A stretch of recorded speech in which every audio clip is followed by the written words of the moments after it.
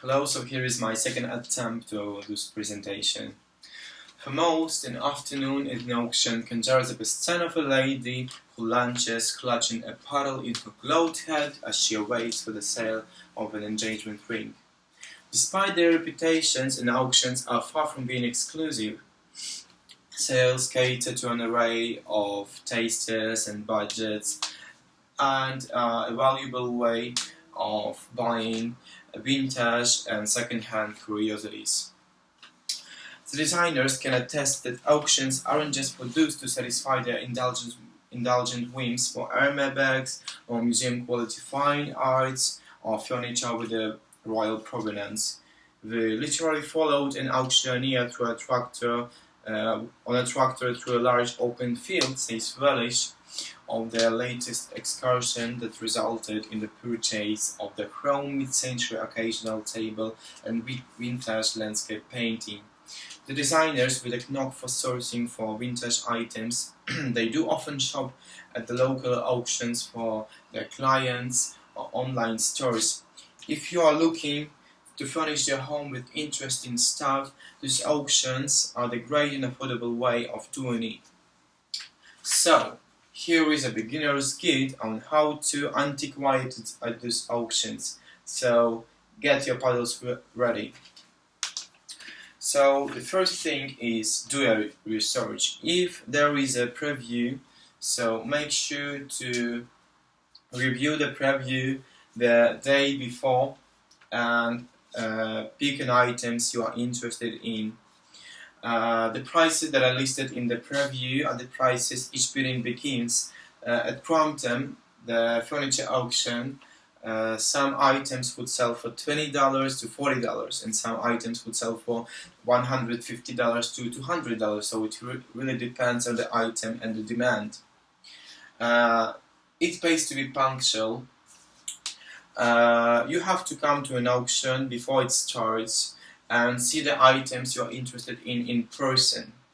If you're not pre-registered, you can register in the moment when you get your number to bid with.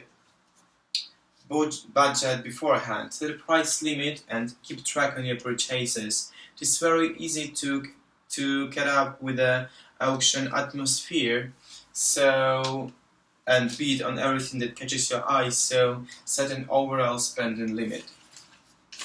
The next tip is choose your transportation wisely. If you anticipate buying large furniture items, make sure to arrange a truck or car. Generally, auctions offer a service that helps to transport your furniture, but otherwise you're on your own. Cash is king. At some auctions, you can avoid paying additional fees by paying in cash, so do your research. Factor in additional costs. If you plan on spending on a fixer-upper, have upholsters and refinishers on your hand, and have an idea on how much it costs. Dress for distress. Sometimes auctions are held on a large open field, so dress accordingly.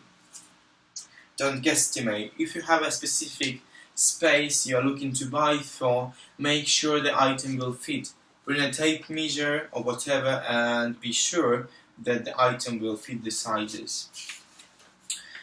Patience is a virtue. Many of these auctions last the entire day, so make sure you have enough time to stick around for a lot.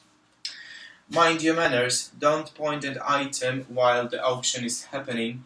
Remember that the auctioneer is going to think that you are bidding each time you raise your hand. After you have won, double-check the guidelines of each auction because you may be responsible for the item once you bought it, so don't leave it unattended. And you may be responsible for the item once the auction is finished, so check the guidelines. And the last point is manage your expectations. The key is that you have to show up and be patient. Auctions can be hit or miss, but if you hit, it's definitely worth it. So thank you, and I hope that I've convinced you to go to an auction and buy something for yourself.